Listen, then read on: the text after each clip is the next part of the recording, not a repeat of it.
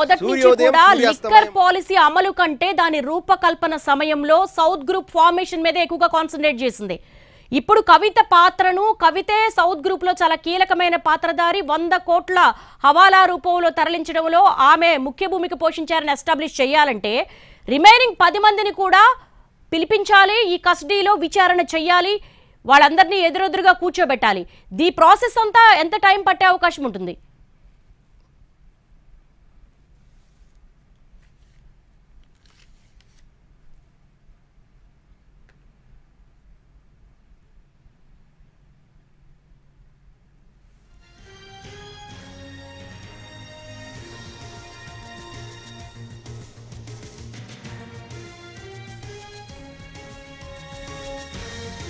NTV screen మీద exclusive గా చూస్తున్నాము. బీఆర్ఎస్ ఎమ్మెల్సీ కవితను 7 రోజుల పాటు కస్టడీకి ఇచ్చారు. కస్టడీ రిపోర్ట్ లో ఎన్ఫోర్స్మెంట్ డైరెక్టరేట్ కీలక అంశాలను ప్రస్తావించింది. కవిత తన మొబైల్లోని ఉన్నటువంటి ఎవిడెన్సెస్ అన్ని కూడా డిస్ట్రాయ్ చేశారు, ఆధారాలు తొలగించారని ఈడీ పేర్కొంది. ఈడీకి ఇచ్చినటువంటి మొబైల్లో వాట్సాప్ డేటా తొలగించారని ఈడీ తేల్చి చెప్పింది. గత విచారణ సందర్భంగా కవితను దీనిపై ప్రశ్నిస్తే ఆమె సమాధానం దాటవేశారని ఈడీ పేర్కొంది. మార్చి 11వ తేదీన మొట్టమొదటిసారిగా ఆమె సిబిఐ సంబంధించి కవిత బయటకు వస్తున్నటువంటి దృశ్యాలు చూస్తూ ఉన్నాం మనము. కస్టడీకి ఆమెను తరలించే అవకాశం ఉంది. కవిత బినామీగా రామచంద్ర పిళ్ళై ఉన్నారని ఈడీ కస్టడీ రిపోర్ట్ లో మెన్షన్ చేసింది. ప్రస్తుతం ఎన్టీవీ ఎక్స్క్లూజివ్ లో రౌజ్ అవెన్యూ కోర్టు నుంచి కోర్టు ప్రాంగణం బయట పార్క్ చేస్తున్నటువంటి వైట్ ఇన్నోవాలో ఆమెను తరలించే ప్రయత్నం చేస్తూ ఉన్నారు. ఆమె చుట్టూ కూడా ఎస్కార్ట్ ఉంది. ఎన్ఫోర్స్మెంట్ డైరెక్టరేట్ అధికారులు కూడా ఉన్నారు, కొంతమంది పోలీస్ సిబ్బంది కూడా ఉన్నారు. మనము రౌజ్ అవెన్యూ కోర్టు ప్రాంగణంలో ఉన్నటువంటి దృశ్యాలు ఎన్టీవీ ఎక్స్క్లూజివ్ లో చూస్తున్నాము. బీఆర్ఎస్ ఎమ్మెల్సీ కల్వకుంట్ల కవితకు 7 రోజుల కస్టడీ విధించింది రౌజ్ అవెన్యూ కోర్టు. ఎన్టీవీ చేతిలో కవిత కస్టడీ రిపోర్ట్ లో ఎన్ఫోర్స్మెంట్ డైరెక్టరేట్ చాలా కీలకమైనటువంటి వ్యాఖ్యలు చేసింది, కీలకమైనటువంటి సమాచారాన్ని అందులో మెన్షన్ చేసింది.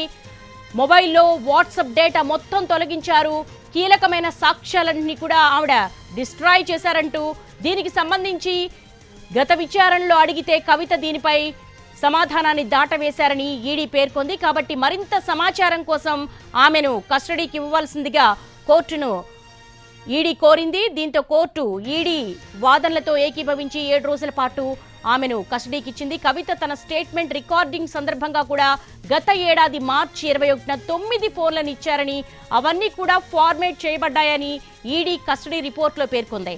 మనం చూసాము 2 సార్లు కూడా ఎన్ఫోర్స్మెంట్ డైరెక్టరేట్ ఎదుట తుగ్లక్ రోడ్ లో ఉన్నటువంటి కేసీఆర్ నివాసం నుంచి ఆమె ఈడీ ఆఫీస్కు వెళ్లారు. దాదాపు 28 గంటల పాటు ఈడీ విచారణను ఎదుర్కొన్నారు.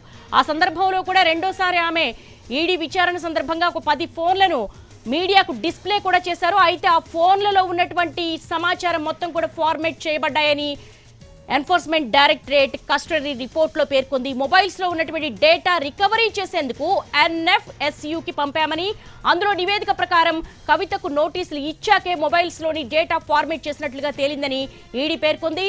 లిక్కర్ కేసులో తన వ్యవహారం బయటకు రాకుండా ఉండేందుకే కవిత తన ఫోన్లలో డేటాను ఫార్మేట్ చేశారని ఈడీ పేర్కొంది. సౌత్ లాబీ పేరుతో లిక్కర్ స్కామ్ లో కవిత కీలకంగా వ్యవహరించారని ఎన్ఫోర్స్మెంట్ డైరెక్టరేట్ కస్టడీ రిపోర్ట్ లో పేర్కొంది.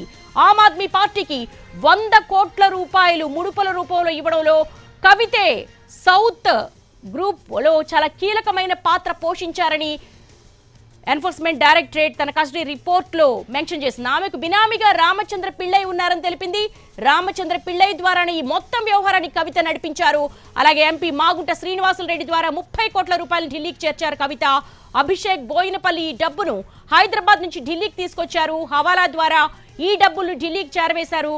అభిషేక్ బోయినపల్లి అని కూడా మెన్షన్ చేసింది. సౌత్ లాబీని కీలకంగా చేసేందుకే అరవింద్ కేజ్రీవాల్, మనీష్ సిసోడియాలతో కవిత అనేక సార్లు మాట్లాడారు. లిక్కర్ పాలసీ తయారు కాకముందే మార్గదర్శకాలన్నీ చేరినట్లుగా ఈడీ గుర్తించింది. ఇండో స్పిరిట్ కంపెనీ పేరుతో వ్యవహారం నడిపారు కవిత. రామచంద్ర పిళ్ళైను ముందు పెట్టి లిక్కర్ పాలసీలో జోక్యం చేసుకున్నారు కవిత అంటూ కూడా ఈడీ కస్టడీ రిపోర్ట్ లో మెన్షన్ చేసింది. కవిత తన మొబైల్ ఫోన్లోని ఆధారాలు తొలగించారని కస్టడీ రిపోర్ట్ లో తెలిపింది.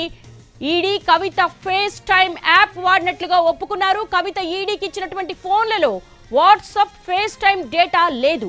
గత విచారణ సందర్భంగా దీనిపై ప్రశ్నించగా కవిత సమాధానాన్ని దాటవేశారు. అందుకనే పిఎంఎల్ఏ యాక్ట్ సెక్షన్ 19 ప్రకారం ఆమెకు నోటీసులు ఇచ్చి అరెస్ట్ చేశారు. సెక్షన్ 19 ప్రకారము విచారణ సమయంలో లేదు, తెలీదు, తన దగ్గర సమాచారం లేదు అంటూ ఈడీకి విచారణ సందర్భంగా సమాధానాలు దాటవేస్తే పిఎంఎల్ఏ యాక్ట్ ప్రకారం సెక్షన్ 19 ఉపయోగించి ఆమెను అరెస్ట్ చేసే అధికారం ఉందని కూడా నిన్న ఎన్ఫోర్స్మెంట్ డైరెక్టరేట్ అధికారి ప్రెస్ కి రిలీజ్